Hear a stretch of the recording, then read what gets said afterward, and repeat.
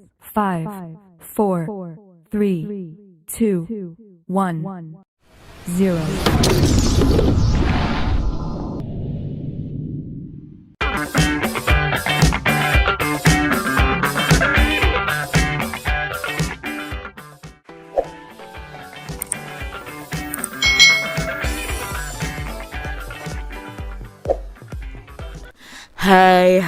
Hai, selamat datang di channel YouTube Kak Citra.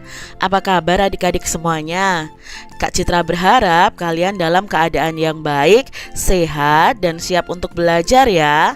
Hari ini kita akan belajar bersama-sama untuk mata pelajaran tematik kelas 3. Kita belajar di tema 6, energi dan perubahannya, subtema 4, penghematan energi, pembelajaran yang ke-6. Mari adik-adik kita belajar dengan penuh semangat ya. Perhatikan gambar berikut ini. Pada gambar itu menunjukkan pemanfaatan air hujan adik-adik. Air hujan yang digunakan untuk kegiatan lain termasuk menghemat air. Nah adik-adik buatlah cerita berdasarkan gambar berikut ini. Di sini ya ada menampung air hujan, lalu memasak menggunakan air, tetapi di sini juga menghemat air ya, mencuci motor, lalu menyirami tanaman dengan air hujan yang kita tampung. Nah, misalnya ceritanya berjudul pemanfaatan air hujan. Pada saat terjadi hujan, banyak air hujan yang jatuh dari langit. Curah hujan yang tinggi kebanyakan terbuang mengalir begitu saja ke sungai. Bahkan tidak sedikit daerah yang mengalami banjir akibat hujan ini. Sebenarnya air hujan yang turun tersebut dapat dimanfaatkan untuk beberapa kegiatan rumah tangga. Air hujan yang turun dapat ditampung dalam wadah. Memanfaatkan air hujan ternyata dapat mengurangi pemanfaatan air tanah adik-adik. Nah, di sini ada ketikan yang kurang ya. Dengan demikian, memanfaatkan air hujan merupakan tindakan yang bijak. Air hujan yang sudah terkumpul dapat dimanfaatkan dalam kegiatan rumah tangga. Misalnya pada saat memasak, air hujan ini dapat digunakan untuk mencuci peralatan masak yang kotor. Peralatan seperti panci, wajan, alat memasak lainnya dapat dibersihkan dengan air hujan tersebut. Ternyata air hujan ini dapat memberikan banyak manfaat dalam kehidupan sehari-hari. Dengan air hujan yang kita tampung tersebut, kita dapat memperoleh makanan sehat yang kita butuhkan. Air hujan juga dapat digunakan untuk mencuci sepeda dan sepeda motor. Sepeda dan sepeda motor akan menjadi bersih adik-adik.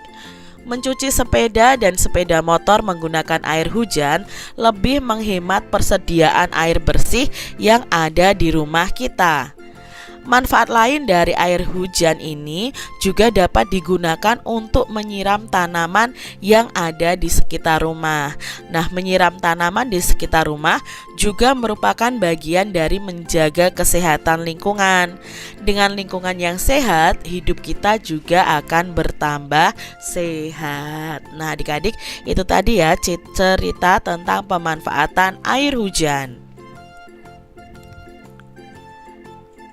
Tuliskan 5 hal yang dapat kamu pelajari berdasarkan cerita tersebut. Nah, yang bisa kita pelajari yang pertama adalah air hujan yang turun dari langit itu dapat dimanfaatkan dalam kehidupan sehari-hari. Yang kedua, air hujan itu dapat dimanfaatkan untuk membersihkan peralatan dapur yang kotor. Peralatan dapur yang bersih juga menjamin kita mendapatkan makanan yang bersih juga. Lalu yang keempat, air hujan dapat dimanfaatkan untuk mencuci kendaraan ya. Bisa sepeda motor, atau bisa juga mobil kalau air yang kita tampung banyak adik-adik. Yang kelima, air hujan dapat digunakan untuk menyiram tanaman. Perlu kerjasama semua anggota untuk menghemat energi adik-adik. Kerjasama untuk saling mengingatkan, kerjasama untuk mengerjakan. Lalu kalian itu berhak mendapat saran untuk memperbaiki sikap. Kalian juga berkewajiban untuk melaksanakan saran yang diberikan. Kalian juga berkewajiban memberikan saran yang baik untuk teman. Nah, adik-adik, kita kan sudah belajar tentang hak dan kewajiban. Sekarang adik-adik perhatikan gambar berikut ini. Ini adalah proses belajar di kelas berjalan dengan lancar. Nah, supaya proses berjalan dengan belajar di kelas berjalan dengan lancar, otomatis ada hak yang harus kita peroleh dan kewajiban yang harus kita lakukan. Hak saya dalam hal ini adalah memperoleh ilmu yang dibutuhkan. Kewajiban saya atau kewajiban kalian adalah mendengarkan penjelasan guru dan menjaga ketertiban kelas. Berikutnya ada gambar ini nih adik-adik ya. Ini adalah gambar anak-anak yang sedang piket sehingga kelas menjadi tempat yang nyaman untuk belajar. Nah, hak kalian apa? Hak kalian itu mendapatkan suasana belajar yang nyaman.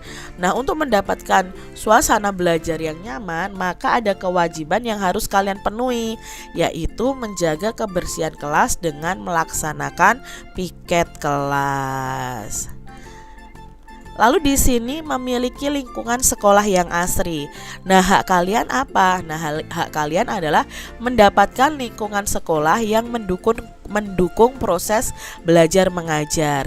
Kewajiban kalian apa? Ya, menjaga dan merawat tanaman yang ada di lingkungan sekolah.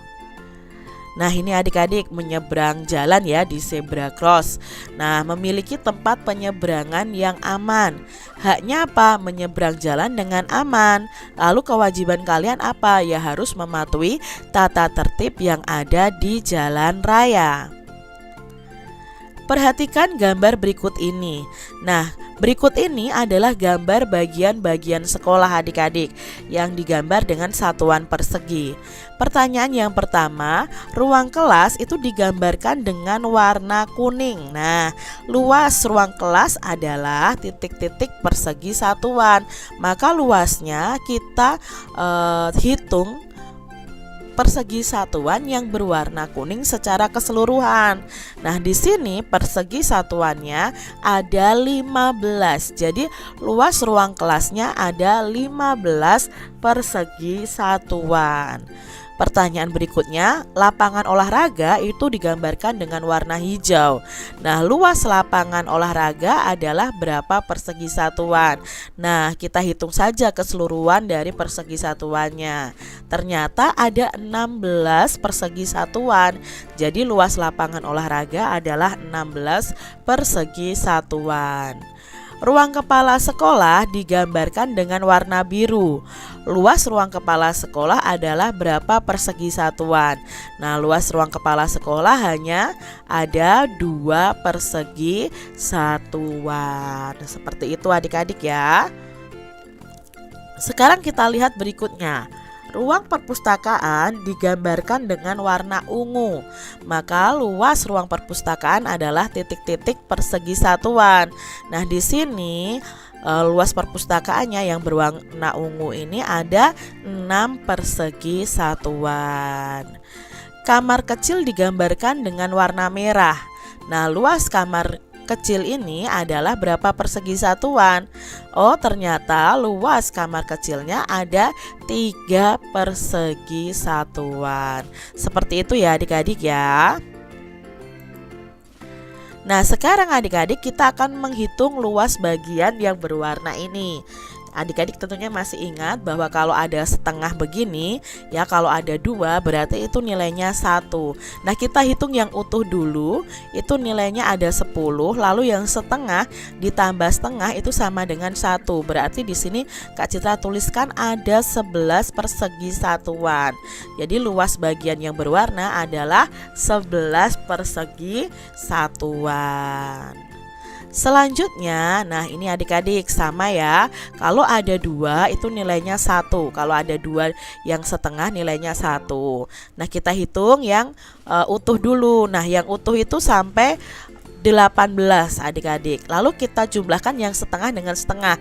Nah, setengah ini dengan setengah ini jadinya 1, berarti kita tulis saja 19. Setengah ini dengan setengah ini jadinya 1, berarti ada 20. 20 apa? Persegi satuan. Begitu ya adik-adik ya. Lalu kalian warnai luas bagian itu 24 persegi satuan. Nah, di sini sudah ada kotak persegi satuannya. Kita cukup mewarnai 24 persegi satuan. Misalnya seperti ini adik-adik ya. Terserah kalian mau mewarnainya seperti apa. Yang pasti harus terkumpul menjadi satu dan berhubungan seperti ini.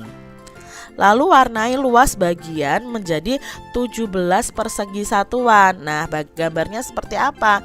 Bisa seperti ini adik-adik. Atau kalau 15-nya di sini, 16-nya di sini, 17-nya di sini juga boleh. Atau di atas sini 15, 16, 17.